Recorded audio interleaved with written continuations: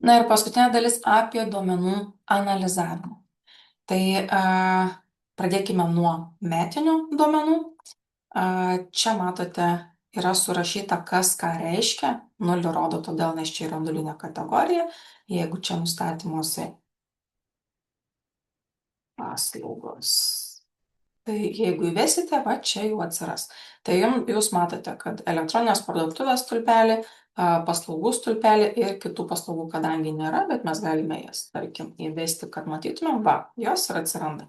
O linija rodo, kiek iš viso gauta pajamų ir jūs matote, kada padidėjo, kada sumažėjo ir panašiai. Kol nėra duomenų, tol čia nieko nerodo. Išlaidos.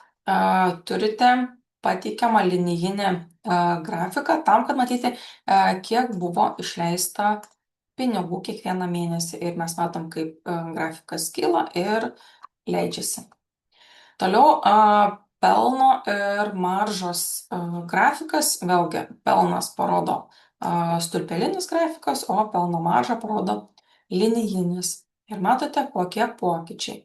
Vidutinė krepšelio vertė, tai matote užsakymų skaičių pagal šituos stulpelius, o vidutinė krepšelio vertė yra pagal linijinį grafiką. Kartais gali būti ir taip, kad linijinis grafikas labai stipriai išauga, vidutinė krepšelio vertė, bet užsakymų skaičius yra toks pat. Ir paskutinis dalykas, ką jūs turite matyti metų lange, tai kiekvieną mėnesį pagal jūsų nustatytus procentus yra skirstomas jūsų pelnas. Tai jeigu jūs čia uždirbat pelną, jeigu čia yra žalia, nes jeigu čia, matote, jeigu nuostolis tai bus raudona suma, tai šita suma yra skirstoma pagal tai, kiek procentų įrašėt nustatymų lange. Tai jeigu jūs čia išleidžiat, jūs turite rašyti ir va čia matos. Pavyzdžiui, kaupiamą rezervų tiek turite sukaupę virš 12 tūkstančių, tiek sukaupėte ir tiek jūs išleidote 6300. Ir čia matote, kiek liko. Tai šitaip veikia kiekvienas variantas. Pavyzdžiui, skolų administravime matot, mes nekaupėm, nenurodėm jokio procento ir jeigu mes išleidom, čia taip va. Tai reiškia, nieko čia ir nėra. Ir tada kiekvieni kiti metai lygiai taip pat pildosi ir 5 metų suvestinė. Tai kuo naudingas šitas langas, tom, kad jūs matot per 5 metus, kas įvyko jūsų versle ir lygiai taip pat galite lyginti metus su metais. Jeigu, pavyzdžiui, per 26 metus uždirbote 24 tūkstančius pelnų, tai gal sekančiais metais jūs norėtumėte, kad tas pelnas būtų didesnis, tai to ir siekite. Tai čia yra tie tarpiniai rezultatai, kur pasižiūrėti, kas vyksta. Savaime suprantama, kad grafikai iliustruoja duomenis.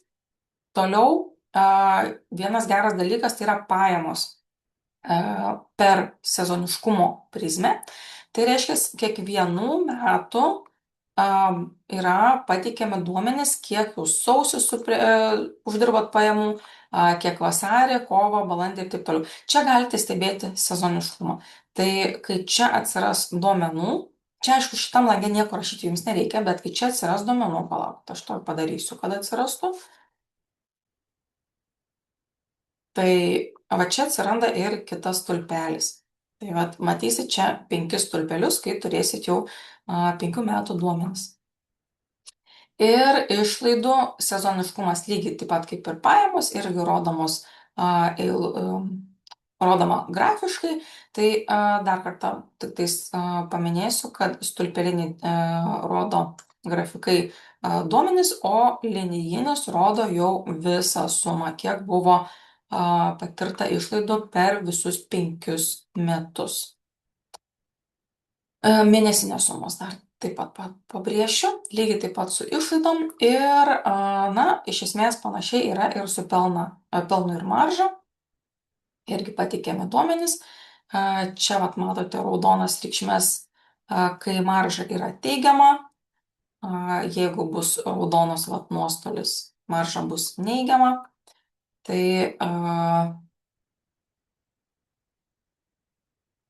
tokiu atveju ir reikėtų stebėti, kas vyksta. Toliau pateikiami užsakymų skaičius ir galėsit žiūrėti, kaip kito, vidutinė krepšelio vertė, kaip kito. Ir dar vienas dalykas, tai išlaidos pagal kategorijas, metai, kategorijos ir matysit, kaip buvo, kokios sumos išleidžiamos per 5 metus. Tai va šitaip turėtumėte analizuoti duomenis ir matyti, kas vyksta jūsų versle. Dar vieną dalyką noriu paminėti, matote, va čia va yra tokie minusiukai. Ką jie rodo, jūs galite suskleisti duomenis ir, pavyzdžiui, va taip va galėtų atrodyti. Ir, pavyzdžiui, jums aktualu tik tai pajamos ir išlaidos, jūs daugiau, kad čia jūsų neerzintų, jūs galite suskleisti duomenis. Lygiai tą patį galite padaryti ir 5 metų lange, suskleisti duomenis, kurie jums šiuo metu nėra aktualūs. Ir lygiai taip pat galėsite juos atsidaryti ir pasižiūrėti, kas jums yra aktualu. Tai tiek, linkiu sėkmės, jeigu turėsite klausimų, būtinai man rašykite ar skambinkite.